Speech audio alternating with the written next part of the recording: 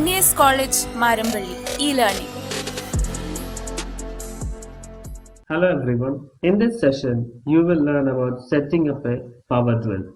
Drills are mainly classified with respect to its power rating or with respect to the size of the bits the drill can hold.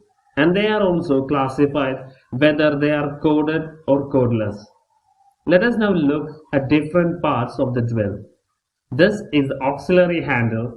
It is an attachment for larger, heavier and more powerful drills. It makes it easier to balance, manage and control the drill. They are also an added safety feature. This will be the power cable to deliver the required supply as we are using a coded drill. But if we were using a codeless drill, a battery pack could be attached below the handle. This is the housing of a drill.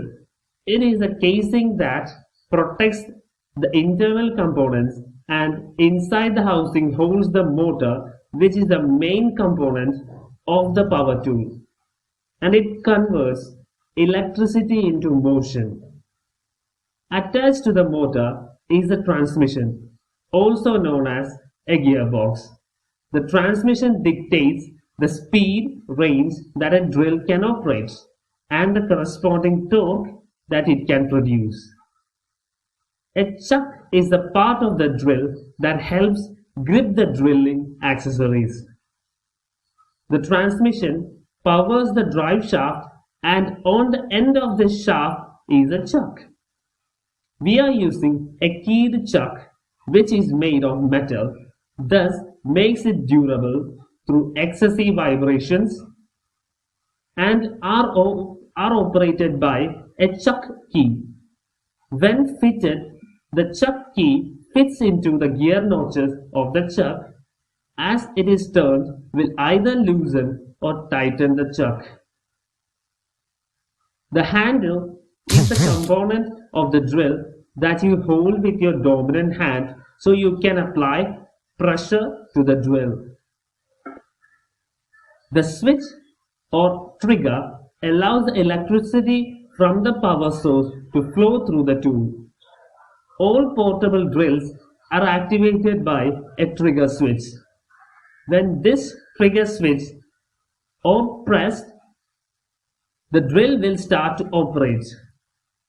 All rotary drills should contain a variable trigger. This allows for a greater control over the tool and makes it very easy to use. The further the trigger is pressed, more faster the drill will rotate. This is the lock switch. When this button is pushed while the trigger is depressed, the trigger will lock on the set speed. To seize this function, simply pull the trigger, but always make sure this button has been released prior to disconnecting the tool.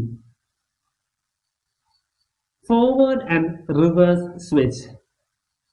With a flick of a switch, the drilling direction can be changed, and it can be allowed for forward and reverse directions, right or left motion respectively. This feature can be found in many drills and will be used for removing screws mainly. There are two modes of drilling, and some drills can switch between both, which are normal drilling and hammer drilling. What you see is a function key. By pushing this, we can change the drilling mode from hammer to normal drilling. Normal drilling, as the name suggests, is used for normal boring operations. And on the other hand, hammer drilling is used for heavier drill work like working in concrete. Drill bits. Drill bits are designed to drill holes in a variety of different common materials. Sized for the diameter, the drill bits are constructed in a range of styles to help with specific tasks. Let us now attach a drill bit into the chuck. For this, the drill key is used. If you observe there are holes in the chuck, place the wrench inside any one of them and the key will fit with the gear notches on the chuck. Rotate the wrench and loosen the clamps. Place the drill bit and tighten the chuck using the key. While operating the drill, make sure that you are using proper safety equipments, which are gloves, earplugs, safety goggles, safety boots and helmet. Always make sure the drill bits are firmly attached to the chuck. Clear the area of drilling. Make sure there are no open wires on the power cable. Lock switch must be off when not in use. And always remove the power cable while changing the drill bit. Thank you.